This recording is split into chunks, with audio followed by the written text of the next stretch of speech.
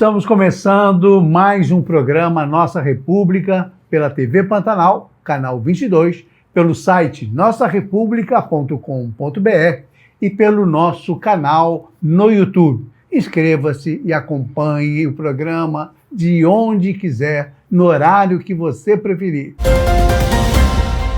Herman Oliveira é mestre e doutor em educação pela UFMT, ambientalista e secretário executivo do Fórum Popular Socioambiental de Mato Grosso, o FORMAD, rede criada em 1992 e atualmente composta por 34 organizações da sociedade civil do Estado. Possui atuação na mobilização em pautas socioambientais, no enfrentamento político e formação de juventudes, coletivos e grupos sociais. Com ele, vamos conversar sobre a COP30. Herman Oliveira, seja muito bem-vindo ao nosso programa. Muito obrigado por ter aceitado o convite para participar aqui do Nossa República.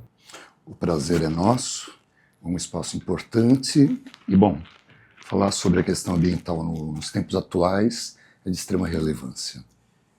Eu queria começar o nosso papo falando um pouquinho da FORMAD. O que é essa instituição? Parece que ela agrega diversos outras ONGs trabalhando na área socioambiental e outras áreas relacionadas. Como é que você define a FORMAD e o que ela faz em favor da sociedade, em favor do meio ambiente, em favor do planeta? Bom, o FORMAD surgiu em 1992, no período da discussão, na efervescência da discussão ambiental, e cada estado e cada sujeito coletivo ou ativista, ambientalista naquele momento, inclusive envolveu muita gente que trabalhou pela criação do Parque da Chapada, os ambientalistas, os dinossauros, mais dinossauros do que eu. Então eles se reuniram para tentar entender qual seria a melhor forma da sociedade civil participar dessas discussões. Porque essas discussões de peso, elas, em geral, elas são discussões que envolvem os estados, que envolvem os tomadores de decisão, nesse caso, como agora, por exemplo, na COP30, os chefes de estado. E, claro, acabam envolvendo os setores que são os maiores responsáveis pela degradação ambiental, infelizmente. Então, a compreensão de como a sociedade civil trabalharia aí era muito importante, eu diria fundamental. Eles se reuniram e se entendeu que o melhor caminho seria criar uma rede. Então, criaram o FORMAD, que naquele momento se chamava Fórum Mato Grossense de Meio Ambiente e Desenvolvimento.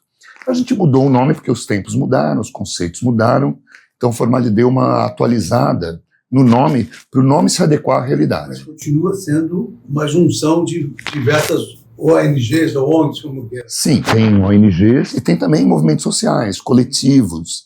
Então, por exemplo, a gente tem Comissão Pastoral da Terra. O Dom Pedro Casaldáliga é a principal figura dessa pastoral.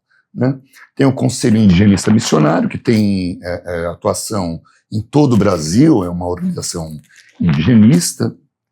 A OPAN, que também é muito antiga, tem mais de 50 anos. Tem organizações que trabalham com agroecologia e questão fundiária, como é o caso da FASE. Tem organizações que trabalham com questões ambientais, mais na perspectiva da pesquisa, como é o caso do NEAST, que tem a figura emblemática do Vanderlei Pignatti, e o GPEA, que teve também a figura da professora Michele Sato, que também recentemente fez a passagem. Então, é um fórum muito plural. Tem desde organizações, então, inclusive movimentos sociais, movimentos atingidos por barragem, movimento de trabalhadores e trabalhadoras sem terra. Então, nessa pluralidade, a questão ambiental.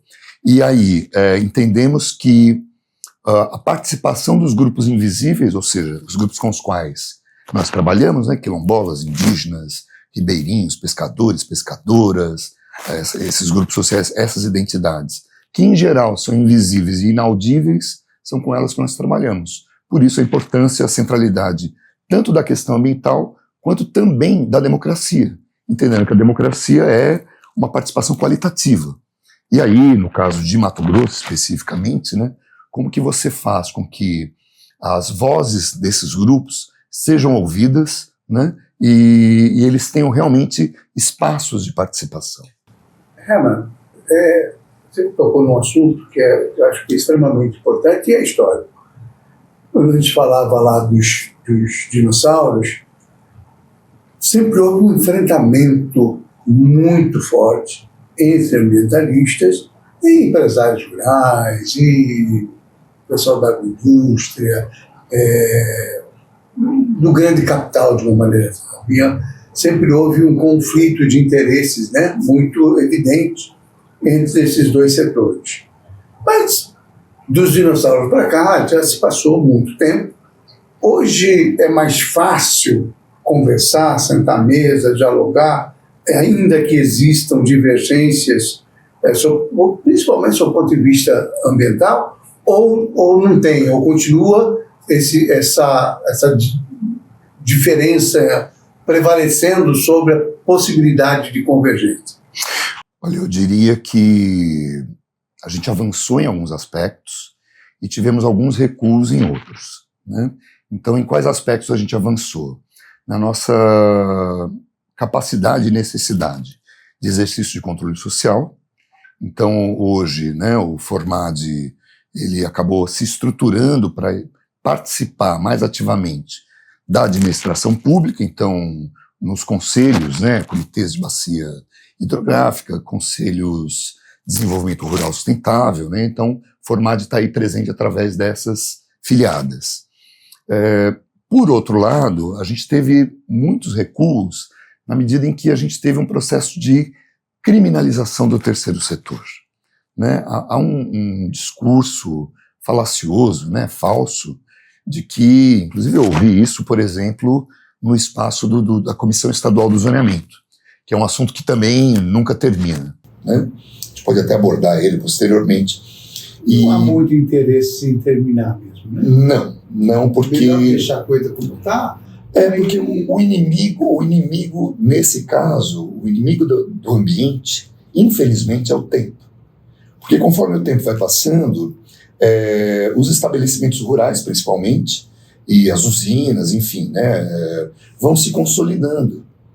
Principalmente num estado como Mato Grosso, que é um estado onde você tem um processo de grilagem das terras públicas muito grande, muito forte, e que não é discutido, né? Então esse é um tema tabu. E aí, com o passar do tempo, a tendência é de uma consolidação do espaço físico, infelizmente. E com a consolidação, as novas gerações têm uma ideia de que aquilo é seu. Então é muito mais difícil você desintrusar, você retirar um grileiro cuja família está lá há 20, 30, 40 anos do que há um mês, né? Então você tem uma consolidação do espaço físico do ponto de vista concreto, né? Com a derrubada, com o manejo, então coloca gado, planta soja, etc, etc. E do ponto de vista simbólico também, na medida que as pessoas têm uma noção tanto de pertencimento, né, de que nasceu ali, quanto de pertencimento no sentido de que aquela terra, aquele espaço é seu, né? Então isso torna mais difícil. E a gente tem, infelizmente, a conivência, diria a omissão do Estado. Eu diria, por exemplo, agora a gente tem uma discussão sobre a Resex, né, a única reserva extrativista que a gente tem em Mato Grosso, e tem populações tradicionais trabalhando lá há muitos anos, há muitas décadas. E grupos que foram se intrusando, né, e dominando o espaço através dos nossos parlamentares, acabam exigindo, dizer, não, esse espaço aqui também é nosso. E são, em sua maior parte, né, grileiros, pessoas que chegaram lá, não têm título, não têm direito, porque a Resex é uma unidade de conservação já consolidada legalmente, etc. e tal, e essas pessoas vão desmatando, vão consolidando a sua intrusão, e o Estado nada faz. Pelo contrário, né? Ele assiste a tudo isso, e eu diria que é como se o Estado fosse refém. Porque do ponto de vista legal, né, a palavra que eu vou utilizar, ela é pesada, mas do ponto de vista legal, são criminosos. As pessoas que invadem uma terra pública, uma unidade de conservação, sem direito a ela, obviamente, né, porque ela já está instituída, está cometendo um crime. E o Estado nada faz. Então o Estado está conivente com o crime, né? Infelizmente. Infelizmente. A gente tem exemplos muito fortes aqui, né? Ricardo Franco, o Cristalino também, com algumas situações de áreas públicas, de parques, que acabaram sendo tomados, né? O Parque da Chapada, talvez por conta de uma visibilidade maior, talvez, ele conseguiu frear um pouco isso, ainda tem muita irregularidade, mas a maioria me parece que já foi retirado de lá. O parque é parque, né? Embora tenha problemas, tenha dificuldades. Mas eu queria começar falando sobre a COP.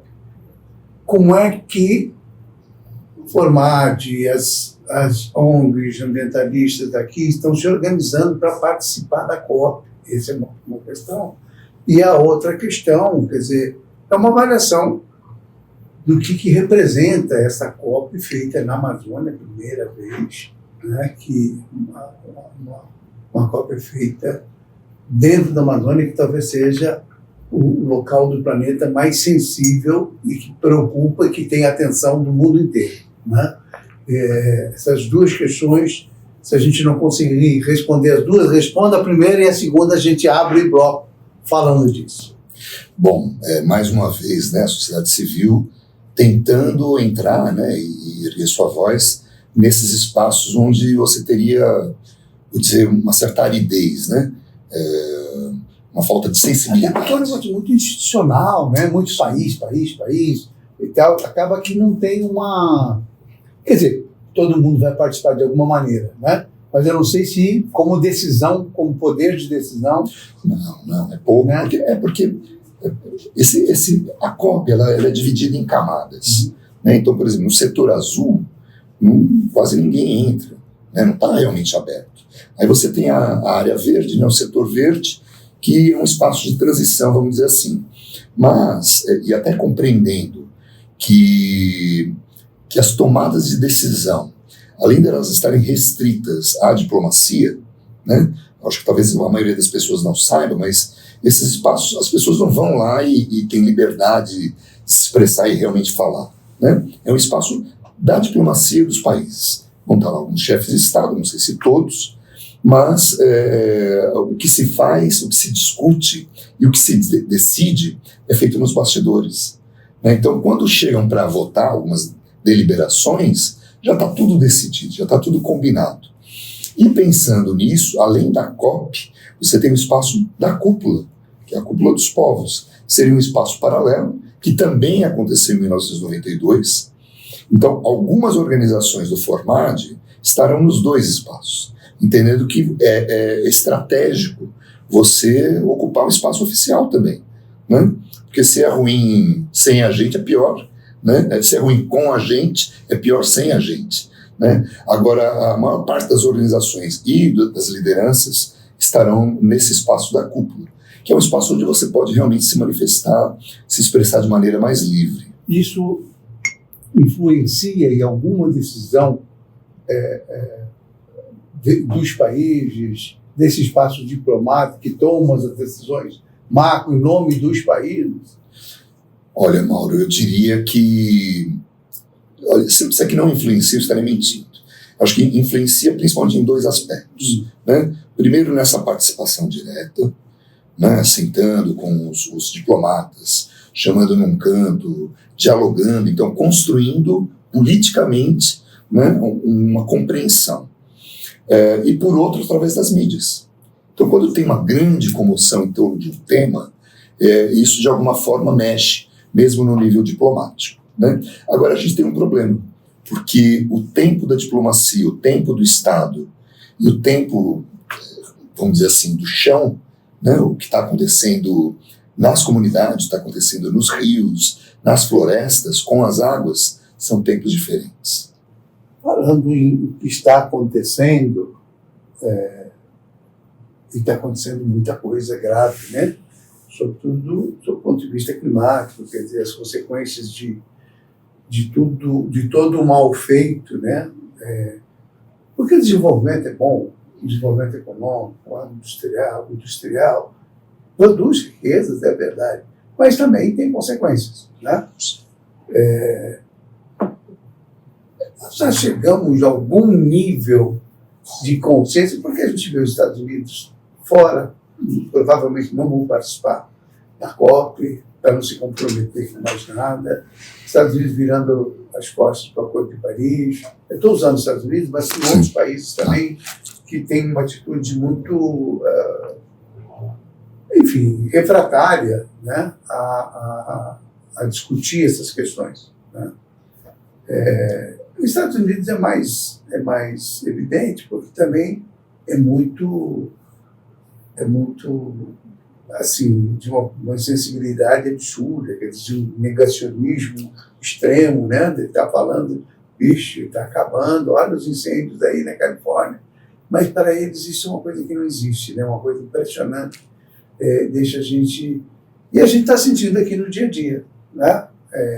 Seja aqui em Mato Grosso, apesar da gente ter uma boa área de preservação, mas tudo está sempre ameaçado, né? E aí? Você acha que Mato Grosso, que tem esses biomas, 3 biomas importantes, né? Que estão às portas, que está à porta da Amazônia, quer dizer, que está ali, tem o Cerrado também, uma área extremamente sensível, tem o Pantanal, que é mais sensível ainda. Será que nós estamos amadurecendo no sentido da preservação ou ainda é um grande, imenso desafio cuidar do meio ambiente num estado em que a economia é lastreada no agronegócio? É uma pergunta difícil, mas eu diria o seguinte, né? Mato Grosso, como é um estado que vive ainda muito, né, do setor primário, dependente do setor primário, e não há,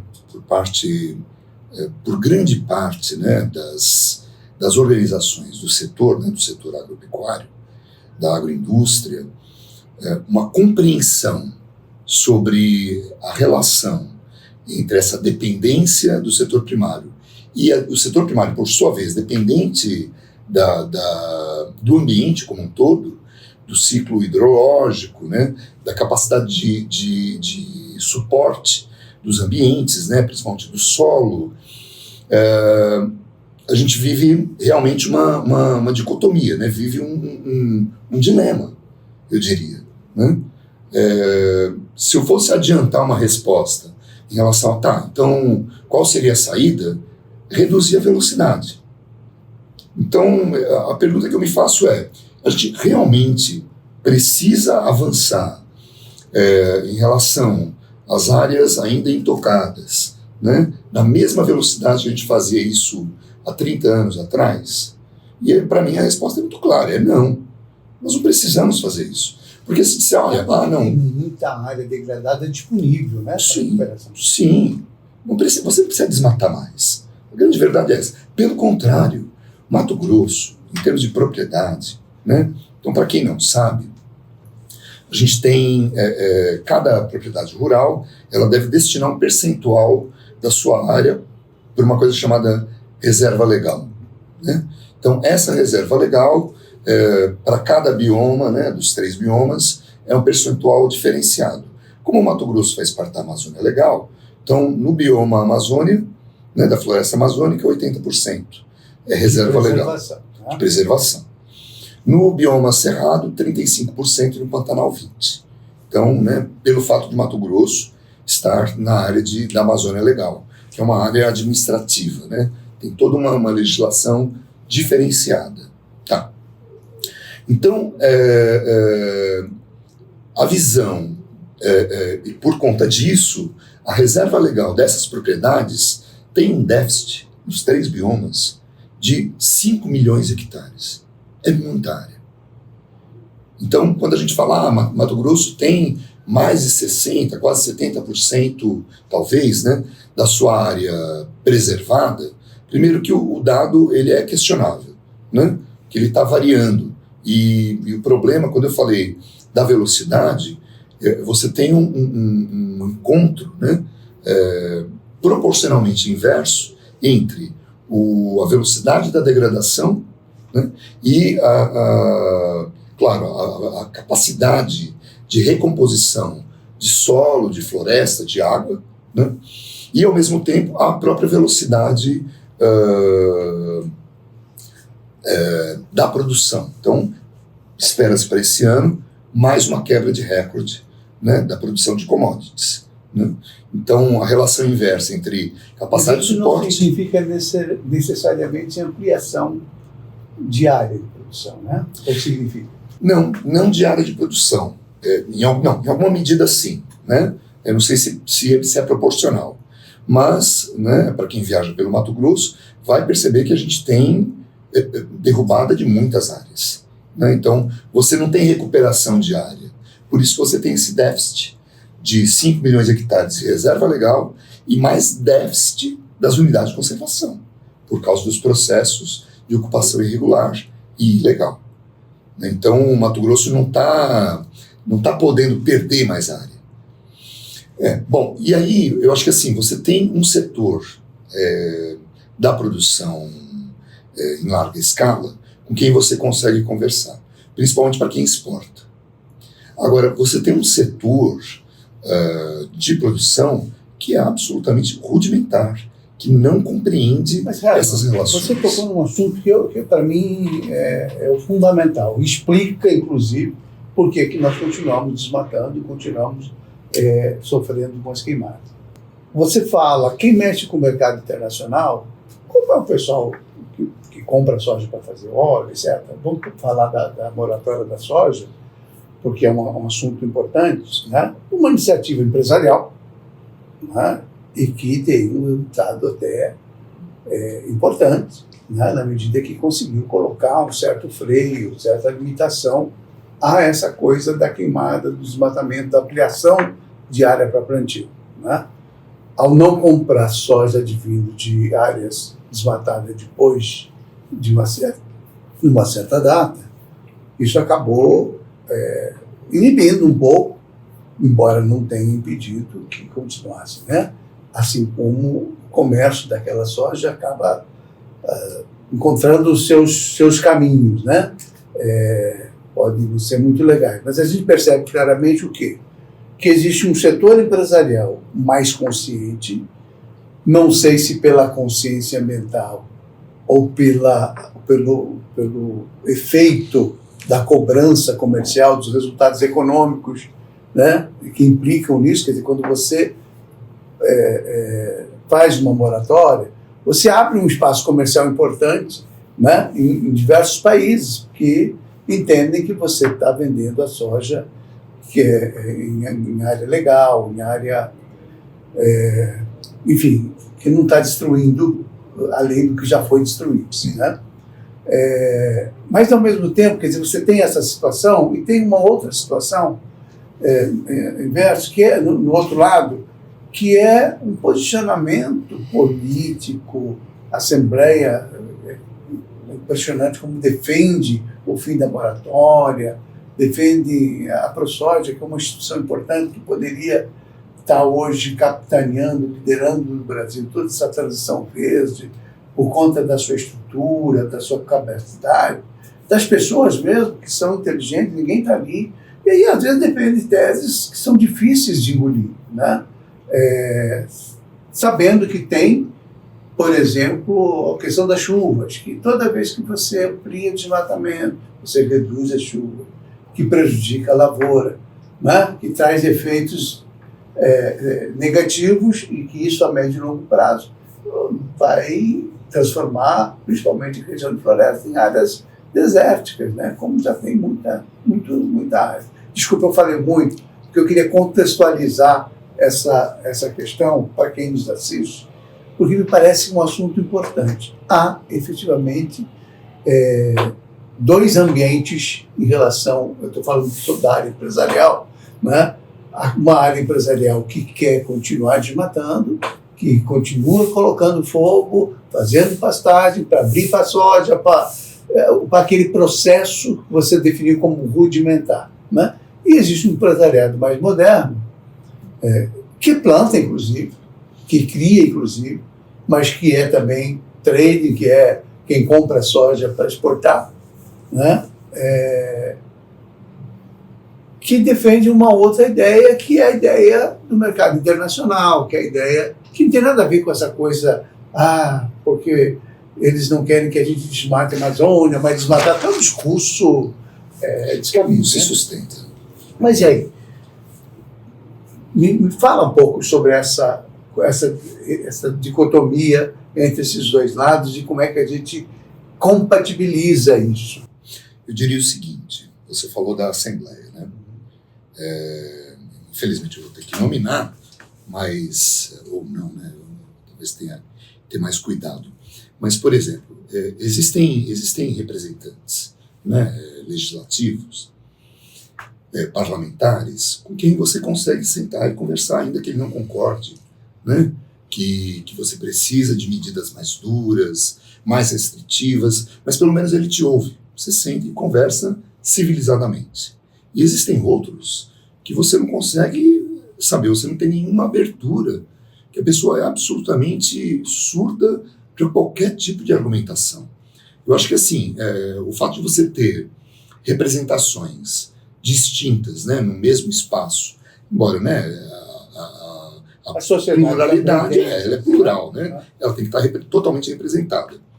Mas eu diria que assim, no sentido do diálogo, né, há uma abertura para um diálogo com um determinado setor que tem um pouco mais de esclarecimento. Que não é necessariamente de esquerda. Que não é de esquerda. Não é. Aí não tem a ver com posicionamento político ideológico.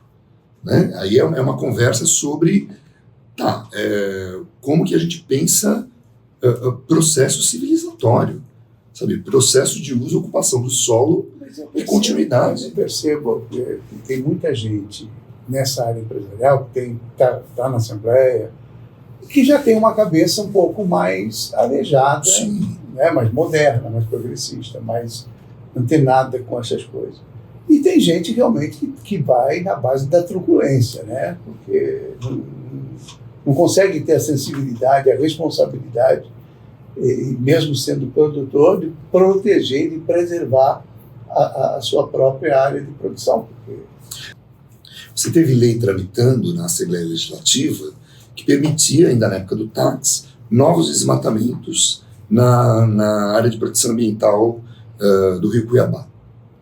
Ele dizia, gente, você não pode permitir isso, porque a capacidade de comando e controle do Estado ela é muito falha. Principalmente, né, eu diria que por alguns motivos. Primeiro, eu vou falar uma coisa que às vezes parece óbvia, mas que não existe no nosso estado, principalmente, mas não que em outros estados não existam, né, uma separação ou separações entre o setor privado e o setor público. Então você tem muitos interesses que acabam entrando, né, se imbricando. Essa relação, né? Justamente. Né? O interesse privado geralmente está incrustado dentro das... Infelizmente. E aí, assim, até triste, né, que quando se debata a corrupção, você não debata a corrupção no limite. Porque, bem ou mal, esse tipo de relação também permite corrupção. Né? E o outro fator é que o Estado, isso também talvez seja desconhecimento da sociedade, o Estado não tem feito concurso público.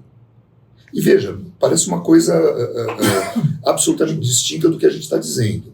Mas, quando você tem um servidor de carreira com estabilidade, a postura dele, as decisões que ele toma, são diferentes de quem tem ali um concurso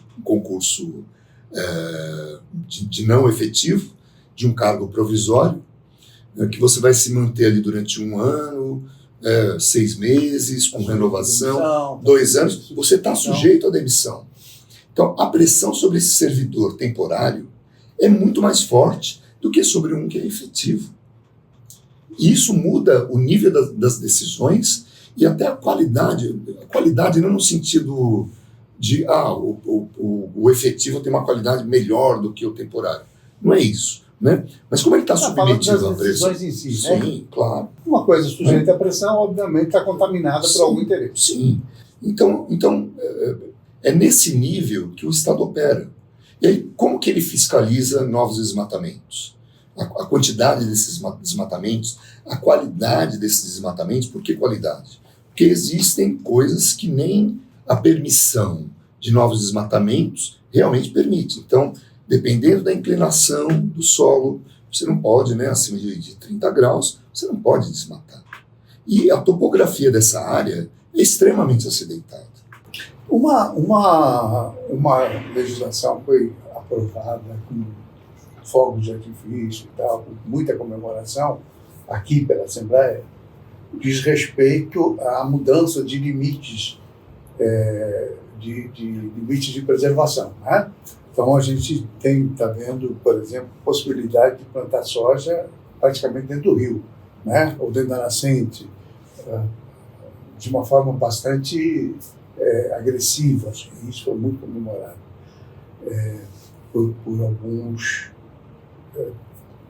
Eu não vou falar a maioria, porque provavelmente foi a maioria que aprovou, né?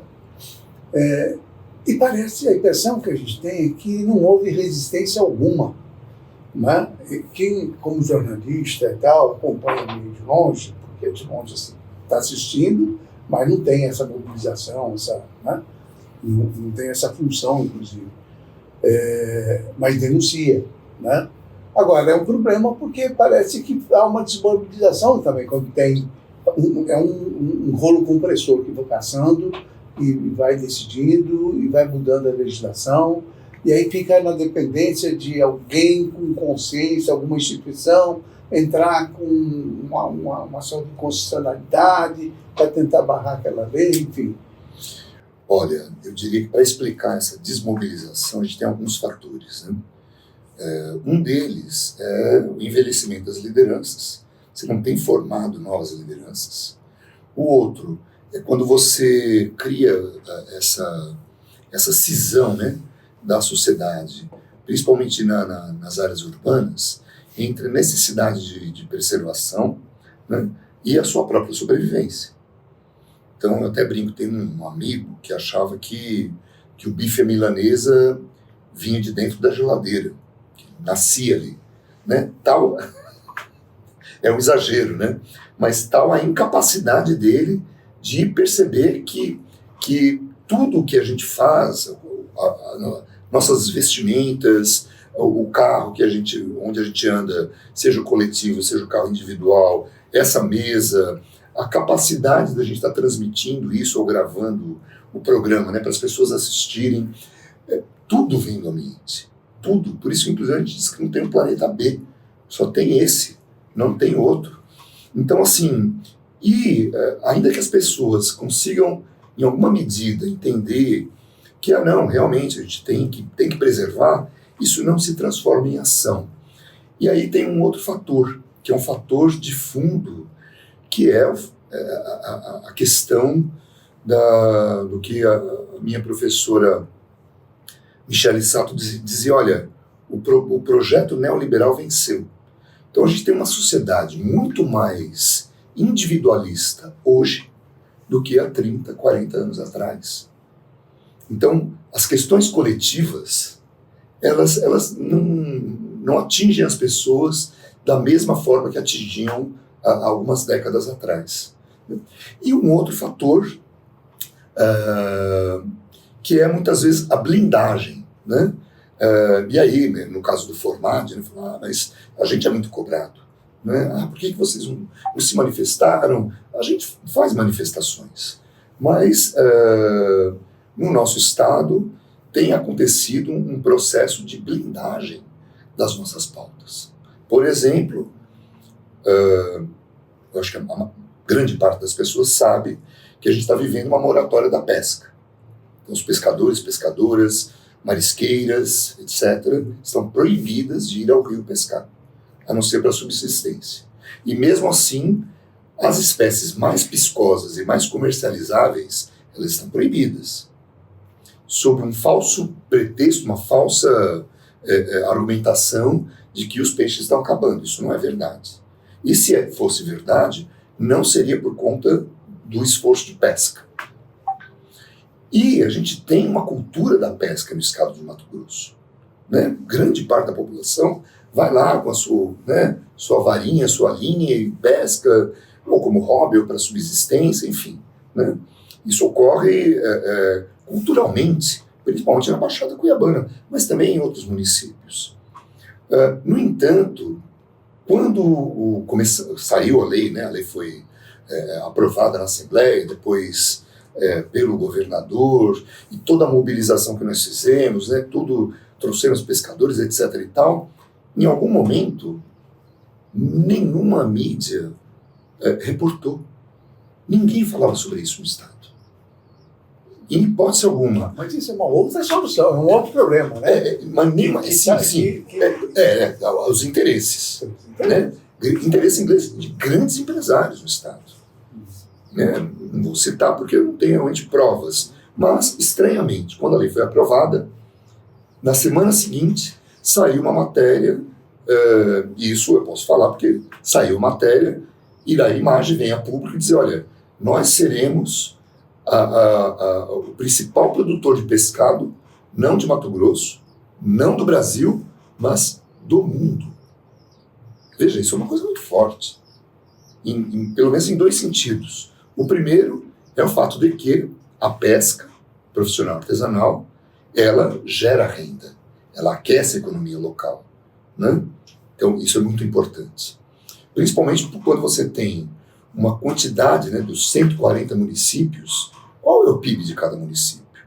Quais municípios realmente têm um PIB que se destaca por sua sustentabilidade e não só os municípios. Mas eu queria falar um pouquinho da COP, Herman, falando o seguinte, um olhar mais macro, né? A gente está aqui pertinho, a gente faz parte desse bioma da Amazônia também, ainda que seja administrativo, está lá em Alta Floresta, está lá no cristalino, né? E eu queria saber o seguinte, há uma expectativa, de uma certa forma, de que o Brasil lidere esse protagonismo ambiental mundial, né? da mudança energética, uma energia verde, enfim. A gente tem visto um governo muito militante nesse sentido, o que é bom, porque ajuda o país também a pôr freio, né, nas boiadas que passam por aí, né? E eu queria ver como é que você vê, qual que é a nossa responsabilidade aqui, como cidadão, como quem não tem mais o Córrego da Prainha para olhar, né? Como tem, aliás, seus córregos todos, em sua grande maioria, canalizados ou já enterrados, né? Soterrados, na verdade, por prédios, por ruas e por avenidas, enfim, e que está transformando Cuiabá numa cidade cada vez mais quente e cuja previsão é que, em pouco tempo, algo como 50 anos, torne a nossa belíssima cidade um lugar inabitado. Como é que o senhor vê essa questão do posicionamento do Brasil em relação ao sul global e essa questão ambiental? Bom, primeiro que o Brasil sempre foi uma liderança em relação à discussão ambiental, né? Segundo que, para o caso de Mato Grosso, existe uma outra discussão também, que também passa ao largo, né? Fica na invisibilidade, que é o fato de que a floresta, sem o cerrado, ela não funciona, porque os rios que alimentam a floresta e mantêm a floresta em pé nascem no cerrado. Então isso também precisa ser compreendido, né? E o cerrado, no caso do Brasil, infelizmente é o bioma mais atingido que existe, né? Então existe uma relação entre a crise climática e a crise hídrica. Então, no caso, por exemplo, quando você vê imagens de seca na Amazônia, né, de rios absolutamente que estão no raso, pessoas atravessaram o Tapajós a pé, coisa impensável, né, há poucos anos atrás. Existe também uma parcela de relação com a questão do cerrado. No caso da COP, né, do fato da COP ser a COP da Amazônia, também eu diria o seguinte: cada COP tem um tema. Então, por exemplo, a COP que aconteceu em Baku, no Afeganistão, foi a COP do financiamento. E não foi à toa que aconteceu lá, porque a gente não conseguiu ir. Imagina, você ir até, na verdade não foi no Afeganistão, foi no Azerbaijão, né? Azerbaijão. Você ir até o Azerbaijão, além de caro, da distância, da logística, então isso alijou a sociedade, né? Os grupos sociais, em sua maioria, de participarem, né? Isso é significativo. Então, isso diz muito do fato das COPs serem espaços de exclusão, né? Agora, de toda maneira, não só no Brasil, mas as sociedades do mundo, né? Os grupos sociais do mundo se organizaram e criaram a Cúpula dos Povos. Eu diria que se a gente precisa fazer uma retomada, seria a retomada do engajamento. Se a gente tivesse que falar com um cidadão comum, né, a pessoa que nos assiste, que está em casa, não só no sentido do que é apregoado pela grande mídia, dizer, fecha a torneira, não jogue papel de bala no chão, né, desligue a luz quando estiver no cômodo. Esses não são os gastos de energia ou de recursos hídricos que vão impactar enormemente sobre os recursos naturais, né? São as indústrias, o agronegócio, que consome 70% da água, né? A indústria de intensivos, né? Eletrointensivos, alumínio, são as hidrelétricas, o garimpo, né? É isso que realmente impacta. Então, as pessoas se envolverem no sentido de em quem elas vão votar. São pessoas que têm um compromisso com a questão ambiental ou não? Né? Ou são pessoas que estão ali para votar, né, ou para criar leis em defesa dos seus próprios grupos? Porque, olha, Mauro, indiferentemente ou diferentemente, né, do que a maioria das pessoas poderia pensar, se você olhar para trás, né, se querer ser saudosista, mas a nossa direita de 20, 30, 40 anos atrás é uma direita muito diferente do que é a direita hoje. Então, eu diria assim, independente se você é do campo da direita ou da esquerda, a questão ambiental vai te afetar indistintamente, né? Eu diria que pega uns mais cedo. Então, por exemplo, quem mora numa casa com telha de Eternite, sem ar-condicionado, sofre muito mais os impactos de quem mora num apartamento que tem lá uma sala com 12, 18 mil BTUs de ar-condicionado, que pode ficar refrigerado, que sai do ar-condicionado, entra no carro com ar-condicionado, vai para o escritório com ar-condicionado, ou anda de helicóptero, enfim, né? Então, dependendo do extrato social ao qual você pertence, você é mais ou menos impactado. Mas, em algum momento, indistintamente, como no caso de Cuiabá, vai pegar todo mundo. E no caso do agronegócio, ainda que eles recorram poços artesianos, retirada de água de aquífero, né, que já está acontecendo, acabando com toda a água, eles também vão ser atingidos, cedo ou tarde. Pega a gente primeiro, né, que tem uma menor capacidade de se proteger contra a crise climática e a crise hídrica, mas vai pegar todo mundo. E aí, a importância da COP e da Cúpula dos Povos é conseguir sensibilizar a sociedade, né, para que abra seus olhos e que escolha melhor os seus representantes, seja no executivo, seja no legislativo. Você falou dessa questão da direita, ele não é querer puxar a conversa para a questão ideológica, mas a gente está assistindo uma situação que ela compromete bastante, qualquer política pública, né, nesse sentido, né? Porque, assim, ao passo que você tem gente que defende o fim das queimadas, e você tem pessoas que defendem o contrário. E a influência ideológica, a influência política atual, você falou aí, era uma direita diferente da que tem hoje, tem aspectos que ela é muito brutal, tanto quanto a que tem hoje. Mas houve um bom período que nós convivemos com uma direita civilizada, vamos dizer assim, né? Uma centro-direita que tinha visões conservadoras, mas que não colocavam a questão dos costumes à frente, porque os costumes são mero na verdade, é só para mobilizar as pessoas mesmo, né? É aquela coisa de você enganar as pessoas, manipular as pessoas, né? A mistura de religião, com conceitos, enfim. Então, assim, me preocupa muito, porque hoje você tem uma direita, uma extrema-direita, que não é a direita civilizada, que é uma direita que não mede consequências, né? Raivosa, que assim, alimenta o ódio entre as pessoas, que alimenta a divisão das pessoas, que é muito ruim para o país inteiro, né? Inclusive para as pessoas que são dessa direita, né? E a gente precisa encontrar um equilíbrio. Não dá para levar para os extremos, né? Nem aquele purismo ambientalista que não quer ver um espaço qualquer utilizado para exploração econômica, nem aquele que quer destruir tudo a qualquer custo para poder ter rendimentos econômicos. E as consequências você citou aí, que é a questão climática. Nós temos cada vez mais mudança no regime de chuva, nós temos cada vez secas mais intensas, enchentes mais intensas.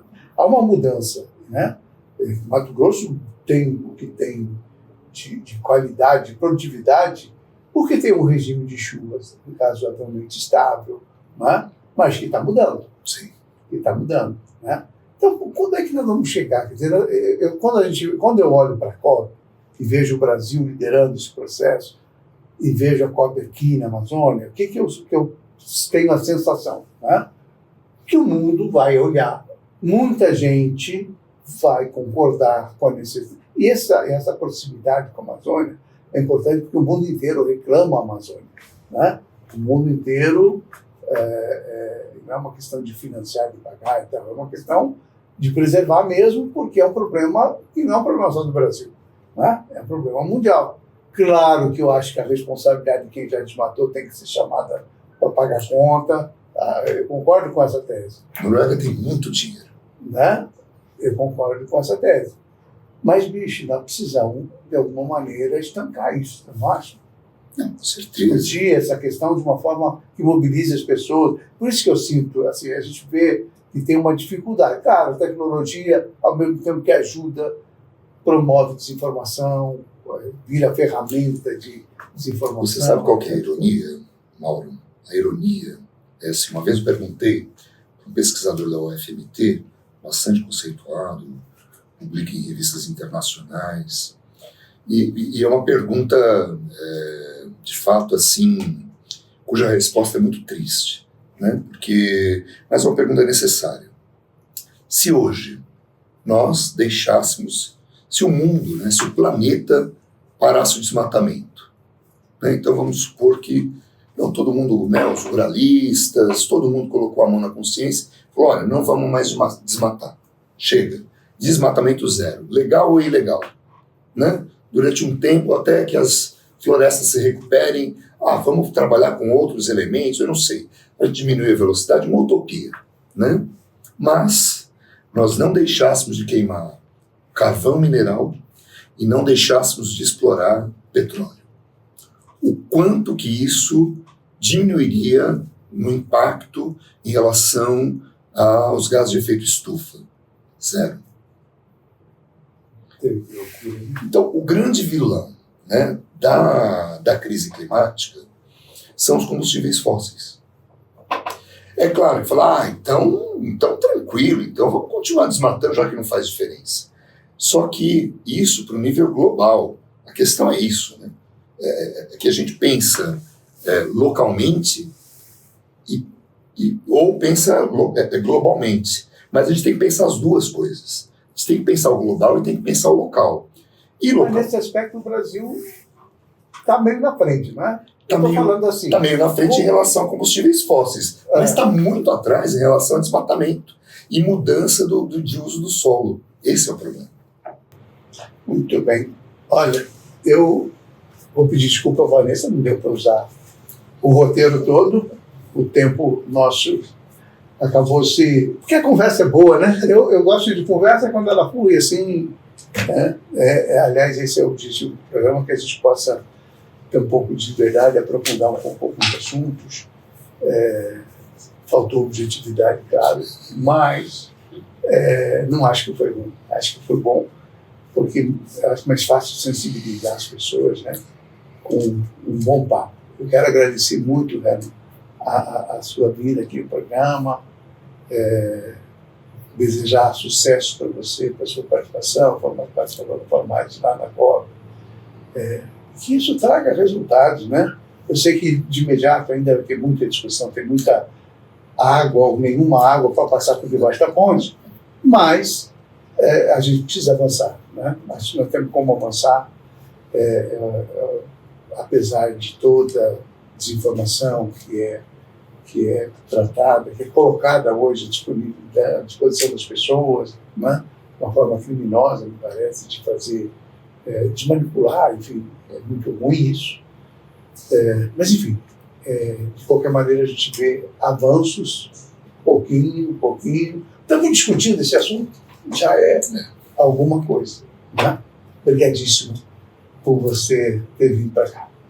Nós aqui agradecemos, eu particularmente, né? É realmente uma discussão apaixonante que isso precisa estar, as pessoas precisam discutir isso no bar, sabe, no barzinho, à noite, em casa, conversando com os filhos. Essa discussão é a discussão que precisa ser feita, né? Sem demérito de qualquer outra discussão, mas a gente vive, né, sem qualquer coisa, mas sem os recursos naturais, a humanidade está fadada a desaparecer, eu diria, né? Sou um otimista, eu acredito que talvez em algum momento, né, a gente, por bem ou por mal, tenha que fazer essa guinada, né? Mas precisa ser uma guinada civilizatória. Só um ou outro conversando não adianta. Por isso é importante esse espaço, por isso é importante que as pessoas saibam, discutam, enfim, né? Que isso se torne uma coisa natural, cotidiana. Mais próximo das pessoas, né? Sim, com certeza. Você falou bem, tem que conversar no boteco mesmo, na escola, na universidade, em todo lugar, porque é só assim que você vai criar uma consciência que hoje não existe de uma forma geral, ampla, né? É uma consciência muito localizada, né? Enfim, que pelo menos une alguns dinossauros, né? Querido, muito obrigado. Nossa República vai ficando por aqui. Até a próxima semana. Uma outra entrevista tão importante quanto esta com Herman Oliveira. Um abraço a todos. Conto com a sua audiência, hein?